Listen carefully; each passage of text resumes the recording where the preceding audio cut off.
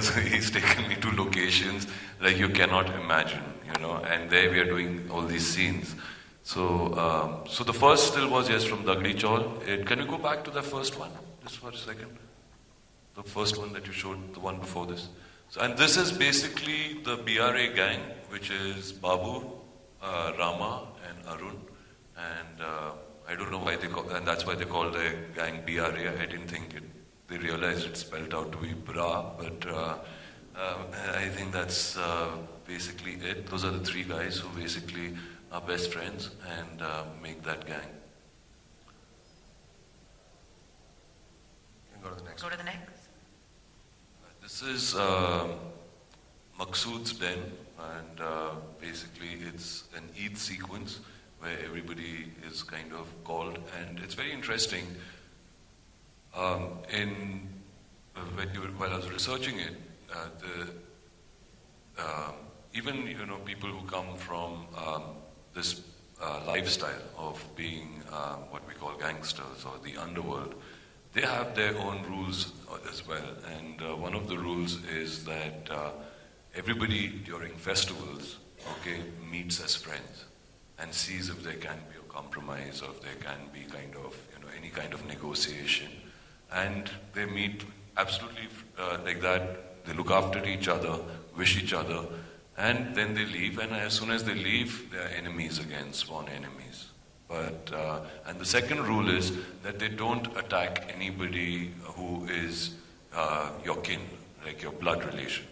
So they don't attack family members of gangsters. They'll attack everybody else, but they won't do that. So it's kind of a reference of all of that. I mean, a lot of this stuff is actually far more researched than I would say like a standard film. The research is kind of insane on this project. I'll take you through some of it, even in terms of clothing. I mean, I grew up in this city, so I feel a lot of the films that have been made in Mumbai or Bombay have not been made by people who've grown up here. I've grown up in seeing these things, seeing these spaces, and I feel somewhat that I've always felt the detail missing. It always feels very generic, the gangsters, and actually they're not generic. If you're a gangster that comes from Lal Bagh, you have a certain style. If you're a gangster, you come from Dongri, you have another style, and another way of speaking, and another way of hanging out, and the way you wear your glasses is different. And I think that's the kind of level of detailing we got into in this film, so that when you're in that world, you're actually absorbed into the atmosphere of the time. It's not just like, everyone's a gangster. Each guy has his own form, in a way. And you will kind of see that through the pictures. Go to the next one. Next one, please. So this is my love interest in the film, who's playing Asha Gawli. Her name is Aishwarya Ramesh. She's a wonderful actor from down south, from Chennai. And she's done a fantastic job in the film. Her growth and her thing, and actually Asha Gawli herself is a very fascinating character. She's gone through so much and has held the whole family together because he was never there. He was hardly ever there. He was hardly around, and so she plays a very pivotal part in this film. And I think one thing which was interesting about Aishwarya casting her, very non-typical casting, of course, because again, I come, like I said, from a more independent space. We could have always cast a more glamorous, more, familiar face. But what I think, and that's the kind of thing that I think Arjun was really backing on this project, which I have to say was something which really gave me some kind of commitment as a director, because you basically say that let's go with someone who looks like Asha Gawli, not someone who looks completely different, who has no relationship. And what's for me for us a great sense of praise was the family themselves, the daughters themselves, and Asha Gawli herself saying, "Wow, she looks a lot like me. She looks almost exactly like me when I was younger." And all the salwars and all that stuff, all of those things have actually been taken out of Asha Gawli's own family albums. We just replicated the style. So, there's a sense of authenticity with this. he would get, I think we blew up some 18 washing machines, because he wanted the clothes to age on a certain level. And then he says, but it doesn't look right, it doesn't look right. And he said, what have you been doing? I said, Ashim, take it easy, you've blown up 18 washing machines. So he said, but why are they washing it in washing machines? At that time, there were no washing machines. You have to wash it with your hands. So the whole costume department had to go back and wash those clothes with their hands and get that kind of aging. And that's the level of detailing Ashim works on. And he will not shoot if the shirt isn't right, So you'd be standing on set, he would just not shoot it. So till he gets it exactly the texture and everything that he needs. And I think that is painful when you're going through it, especially when you become a producer on the film. But I think when you see it in the end and the end result, you don't want to have it in any other way. That shirt's a character in itself. Yeah, those shirts are amazing. I want all those shirts. They've all been stitched actually from the time. None of these things are available, and the girls we had on this were amazing. They were going to small towns and getting fabric that they don't print anymore so that they could make these clothes.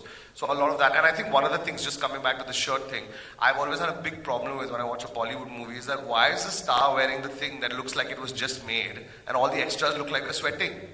I always had a big problem with that. Like, if everyone's a gangster, everyone's in the same space. And that's something I told Arjun. I said that, we have to be in the same space. Otherwise, you're always going to look like you're standing above all the other characters that are in the room.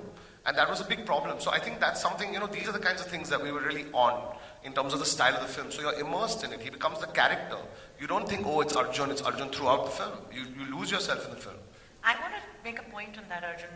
Exactly what he's talking about. Usually the work that you do are made to stand apart. You're the star. You are sort of at the center, and here somehow, how was that process to sort of not just adopt the character but become a part of the entire set? I try to do that with every film. I mean, you try to do it. The level of here you're playing a character who is alive, and you have to kind of look like him. There has to be a resemblance. You're playing somebody, so that becomes different. Otherwise, you're usually playing a character who's fictitious completely and you don't know.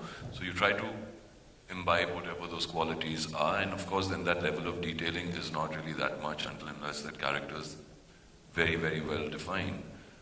You try to do it with every film, but as I said, not everybody goes through that level or that effort to make it happen. I think the first challenge for Daddy was, will I be able to look like Arun Gowli? And I think before we even committed to each other, we did a look test. And we put some prosthetics on and, we kind of worked towards it. And when we saw it and we just shot it on an iPhone, we were like, wow, this just came alive. And that's what became really, really exciting. So that was the first level of encouragement you got.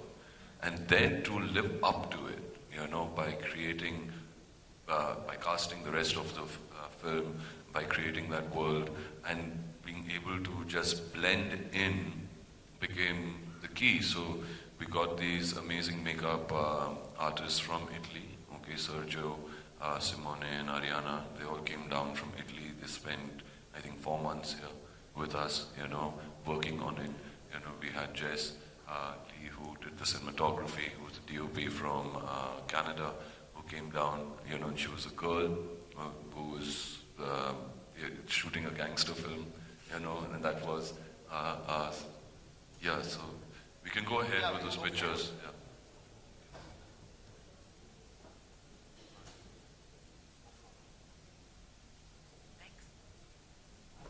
Yeah, just some more stuff of the period of the time, Ramanag, Arun Gowli. So the film goes from the 60s and goes all the way till today, and so that's kind of the 70s. Yeah, just some stuff, the kind of stuff that you can't shoot in a real chawl, basically. Things exploding and, fun stuff you can't do. Yeah. Maruti, it's very difficult to get Maruti vans like that. I think we blew up the last shocking. You can't find a Maruti van when you need one, to shoot. Go forward, I think. This was actually a good example. I just wanted to show you the kind of locations we're shooting in. That's in Kamadipura. It's the back of a sweatshop, illegal sweatshop, actually run by real gangsters. So it was quite strange because we were shooting this gangster movie and then we had real gangsters landing up on set threatening us. So that was a whole other level that we had reached in production, I think. If you go to the next shot, actually, in the next image, you'll see, I think, no, sorry, it's not in the right order, but okay. Oh, you can go forward. That's Nishikant Kamath, who's playing... Go back. Who's playing the investigating officer, Vijayakar, in the film, who has a bone to pick with Gauli. And whoever knows Gauli's stories knows that, he had this one guy who kept going after him. And he's also aging through the film. So we had to keep track of everybody's ages, like they were 30 years old, they're 60 years old, you're shooting out of sequence, you're shooting with prosthetics in the middle of Kamatipura, 12 hours in the heat. Not an easy film to make, Yeah. Go to the next one. This is when we came into the 80s. Go back. So this is just again more images from the time, from the period, shooting again on real locations. Just getting a lot of the texture of the city into the film. Then there's a bunch of stuff that's behind the scenes. You can just go forward. This character plays Hilda, who's one of the girls that actually ends up, in the story, ends up betraying Ramanayak. Oh, I didn't have to tell you that. I can't. Okay, sorry. But she does it in a very interesting way. Okay, this is some interesting stuff behind the scene in terms of just locations where we're shooting, all the docks, smuggling stuff in the rain, quite crazy. And go forward.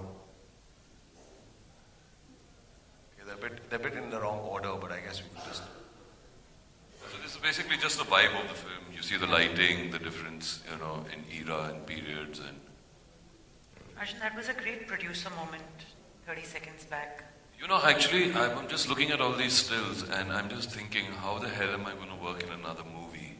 I've really actually been spoiled, because you kind of get to do what you want to do and do it in a really, really amazing manner, where you really actually, Ocean being the purist that he is, and me having to don my, producer hat at the same time, the actor, and at the same time think about the audience who we are making the film for, because finally you don't make a film to just watch it on your own, and you want to connect with the audience. You want the people from Dagdi Chaul to the people in Punjab to connect with this movie, and so to have that kind of clarity, and I think the combination worked really, really well. And when you see stuff like this, you're like, damn, will I ever get an opportunity to work on a film which has this kind of matter, which has this kind of styling, which has this kind